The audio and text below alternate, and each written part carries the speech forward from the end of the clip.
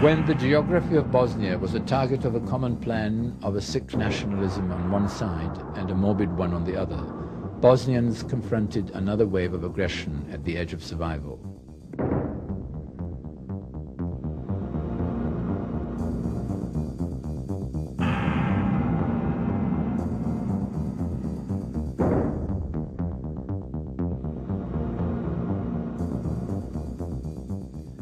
They have survived only thanks to the fight and the army that had risen out of the strength and the virtue of its people.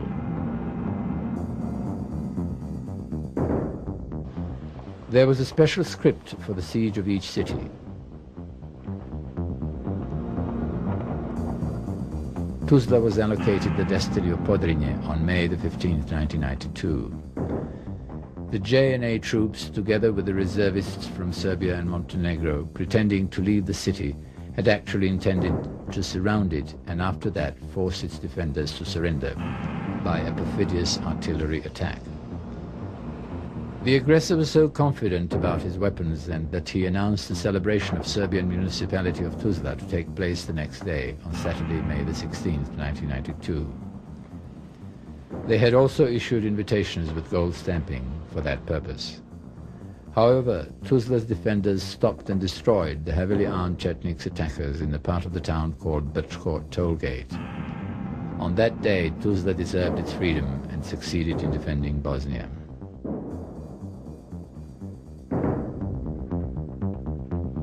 In Zenica, all activities were aimed at easing difficult war conditions in places where the aggression had a much stronger impact.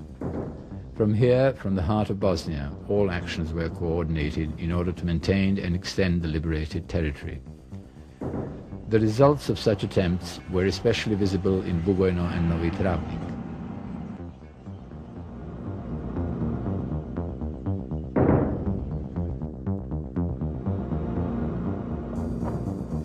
Sometimes, heroic moves can be recognized only by a coincidental event. That is the case of the Pofalići battle on May the 16th, 1992, which had seemed like an incidental fire exchange with the SDS terrorists. But later it was realized that it had actually sealed the destiny of the liberation war.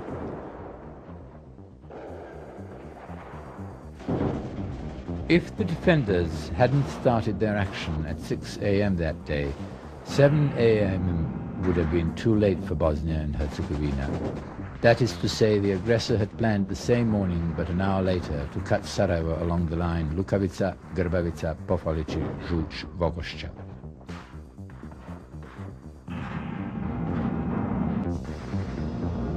Within such a circle, Sarajevans wouldn't have been able to survive the siege for 3, not to mention 43 months. Even the highest tree cannot touch the skies.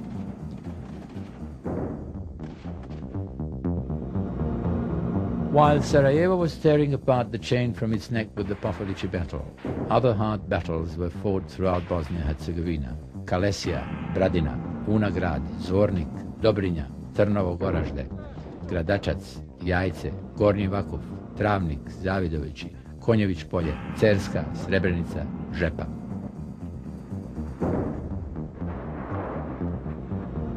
The breakthrough from the east towards the marked borders of the phantom Great Serbia involved the aggressor's attacks focused on every bit of the resistance. Olovo, a small town surrounded by high mountains, was also included in this focus. Planes, tanks, the biggest caliber artillery of Chetniks fired at the town, together with professional killers from eastern countries. The aggressor was losing the battle, but he didn't move away a bit. The victims of Olovo defenders had saved and made Bosnia glorious. Until the aggression, most Sarajevans had never heard of Žuč before, a big hill dominating the city from the northwest. When the Serb aggressor was forced out of there on June the 8th, 1992, the citizens of Sarajevo had realized that every part of the town had been controlled from Žuč.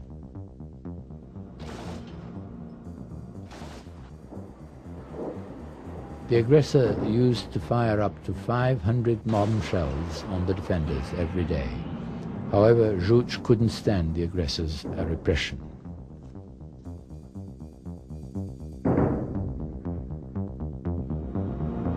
Teočak, a small town on the northeast of Bosnia, was a thorn in the side of Chetniks. The defense forces were firmly grounded on the banks of the Drina, the alleged backbone of the Serb cause.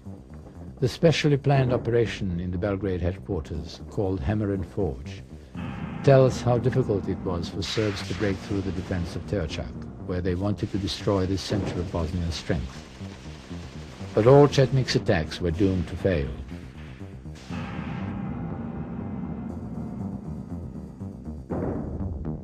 The mouth of the Usora River marched the 21st, 22nd, 23rd, 1993. Powerful armored vehicles were heading to the defenders' positions. The result of a three-day battle confirmed the well-known sentence. It is a historic rule that all wars of liberation are always won. Prije par sati četnici bili sa 5 tenkova I sa 6 oklopnih transportera. Od koje ćete vidjeti šta je ostalo još tu. Da, to je ušće usuri u Bosnu. Jest, 500 metara više ušća usuri u Bosnu.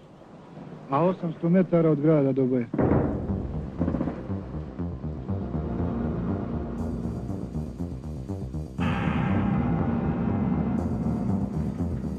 Mostar, at the beginning of summer 1993.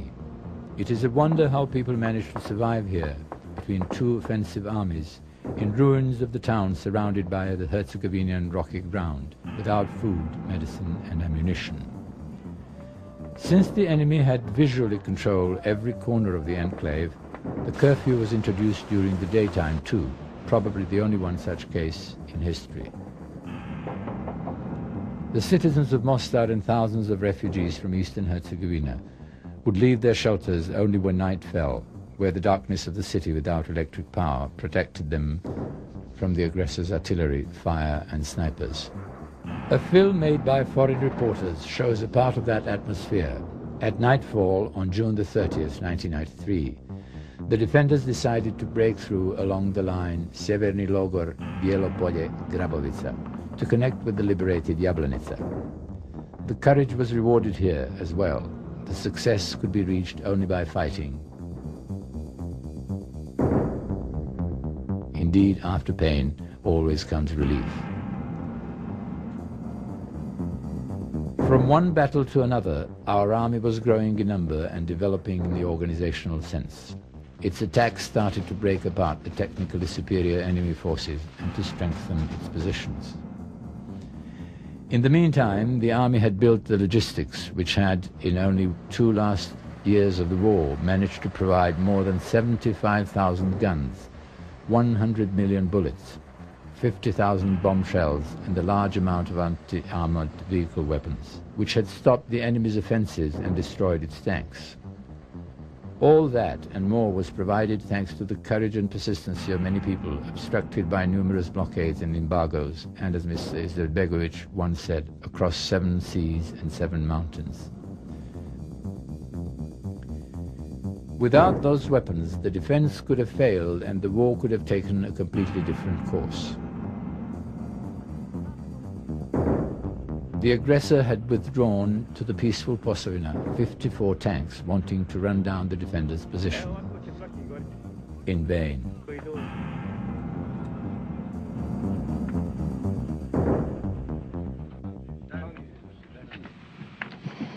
Da li neko to piše tamo? Piše. Zadnji napad, pozdrav Roče i Bata. Puštali smo ga na 30 metara. 30 metara? Ovo je preopasno na 30 metara posto. Nije njemu preopasno. Pa jeste preopasno kad ga vidiš, ali već mi smo uvježbali na to. Znamo sada o njemu puno. RPG-7 ga može uništiti, da? Prije četvorku sam ja pogodio na 100 metara.